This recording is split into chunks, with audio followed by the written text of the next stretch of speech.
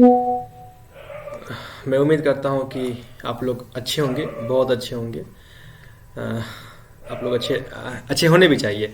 आप जानते हैं कि ये वीडियो इस सीरीज़ का नेक्स्ट वीडियो है। आप जानते हैं कि हम लोग TRE 2 में जो क्वेश्चंस आए थे, उस क्वेश्चंस का GS जो 40 नंबर का था, उस सेक्शन पे हम लोग बात कर रहे हैं। इससे पहले हमने 1 to 5 के GS सेक्शन पे बात कर चुके हैं, जो प्लेलिस्ट में होगा। अभी जो हम बात कर रहे हैं वो 6 to 8 का क्वेश्चन जो था, उसका GS सेक्शन पे बात कर रहे हैं। इससे पहले की वीडियो जो है प्लेलिस्ट में मिल जाएगा। चूँकि हम टाइम पास नहीं करना चाहते हैं, इसलिए हम बिल्कुल पॉइंट पाते हैं। आइए बात करते हैं 51 नंबर क्वेश्चन। इससे पहले आपका क्वेश्चन जो है वो प्ले लिस्ट में मिल जाएगा। कहता है 51 नंबर क्वेश्चन कि अगस्त 2023 में बर्लिन जर्मनी में आयोजित विश्व तीरंदाजी चैंपियनशिप में व्यक्तिगत यानी इंडिविजुअल कंपाउंड स्वर्ण पदक जीतने वाले सबसे कम उम्र के वरिष्ठ विश्व चैंपियन और पहले भारतीय कौन है? बर्लिन में जर्मनी में 2023 में विश्व तीरंदाज चैंपियनशिप हुआ था, इंडिविजुअल। उसमें सबसे कम उम्र में जो चैंपियनशिप जीता, स्वर्ण पदक जीता, उनका नाम क्या था? तो उनका नाम, वो 17 साल की थी, थी नहीं है, उनका नाम है अदिति गोपीचंद स्वामी। उनका नाम है अदिति गोपीचंद स्वामी। अदिति गोपीचंद स्वामी, अदिति स्वामी यहाँ लिखा हुआ है, अदिति गोपीचंद। ये 17 साल की हैं और इन्होंने बर्लिन जर्मनी में 2023 में जो चैंपियनशिप हुआ था, तीरंदाजी वर्ल्ड चैंपियनशिप हुआ था, उसमें स्वर्ण पदक जीती थी। ये एक गर्ल्स है, लड़की है, गर्ल है, ठीक है ना। अदिति गोपीचंद स्वामी। इनके साथ एक और थे जिनका नाम था, वो बॉयज है, उनका नाम है ओझा परवीन, ओझास परवीन। ये बॉय हैं, बॉय। और इन्होंने भी तीरंदाजी में बर्लिन में विश्व तीरंदाजी चैंपियनशिप में स्वर्ण पदक जीता है। लेकिन ये पूछ रही है सबसे कम उम्र की, तो ये सबसे कम उम्र की ये जो अदिति स्वामी थी, इन्होंने जीती है, ठीक है ना। नेक्स्ट 52 नंबर वीडियो है, आज़ाद जस्ता की स्थापना किसने की? देखिए, आज़ाद जस्ता जो है वो एक रिवोल्यूशनरी ऑर्गेनाइजेशन है, ठीक है ना। और इसकी स्थापना जो है वो जयप्रकाश नारायण ने किए हैं, जयप्रकाश नारायण ने, ठीक है ना। नेक्स्ट क्वेश्चन नंबर, बिहार में नमक आंदोलन सॉल्ट सत्याग्रह कब प्रारंभ हुआ? बिहार में नमक आंदोलन जो है वो पटना में 16 से लेकर के 21 अप्रैल 1930 में प्रारंभ हुआ था। जो 16 से 21 अप्रैल चला था 1930 में, ठीक है ना, बिहार में, पटना में, ठीक है। आगे क्वेश्चन नंबर नेक्स्ट है कि हाल ही में, चूंकि ये करंट अफेयर क्वेश्चन है तो आप करंट अफेयर पढ़ते रहेंगे, ये करंट अफेयर क्वेश्चन है। हाल ही में किस राज्य की कैबिनेट ने मिशन शक्ति स्कूटर योजना स्वीकृत की? ये चीफ मिनिस्टर हैं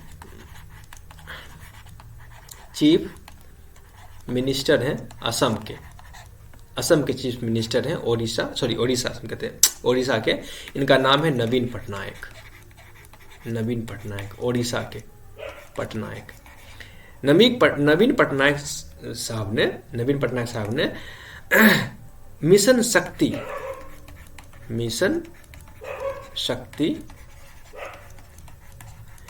योजना, मिशन शक्ति स्कूटर योजना चलाए थे ओडिशा में। ओडिशा के मुख्यमंत्री चीफ मिनिस्टर नवीन पटनायक जो है वो मिशन शक्ति स्कूटर योजना चलाए थे। तो ये हो जाएगा answer, Odisha. Question number next कहता है कि निम्नलिखित में से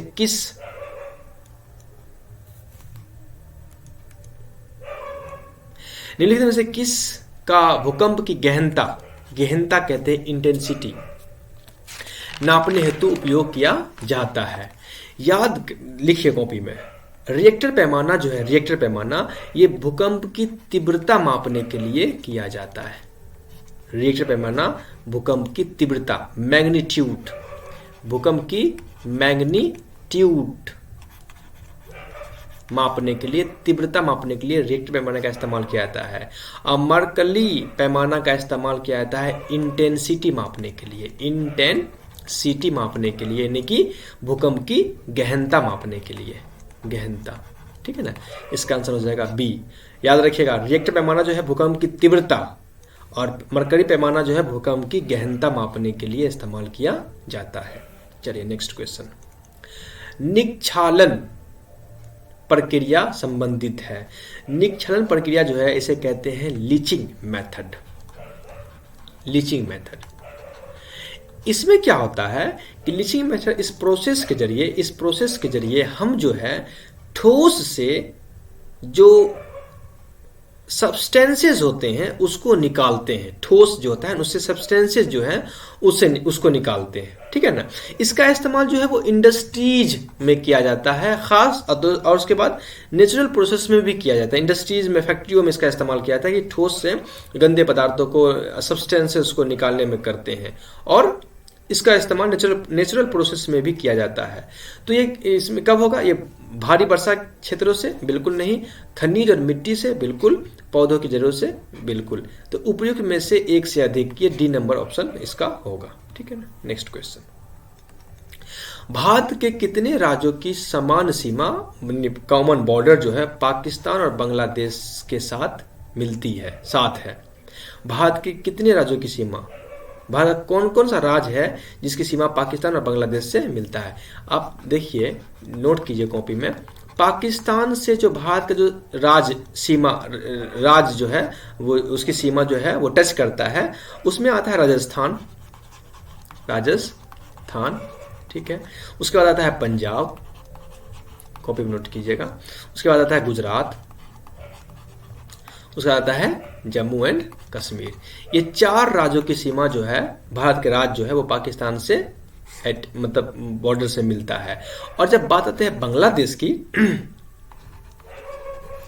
बांग्लादेश, तो बांग्लादेश के साथ कौन सी राज्य की सीमा मिलती है? ये मिलता है बिहार की, फिर मिलता है ये वेस्ट बंगाल, फिर मिलता है मेघालय की सीमा मिलता है, फिर मिलता है झारखंड की सीमा मिलता है, और फिर मिलता है आसाम की सीमा मिलता है बांग्लादेश के साथ, फिर मिलता है त्रिपुरा की सीमा। ये हो गया 1 2 3 4 5 6, ये 6 राज्यों की सीमा इसके साथ, नहीं 6 राज्यों की नहीं, बिहार 1 2 3 4 5 और 6, हाँ 6 राज्यों की सीमा इधर से मिलता है।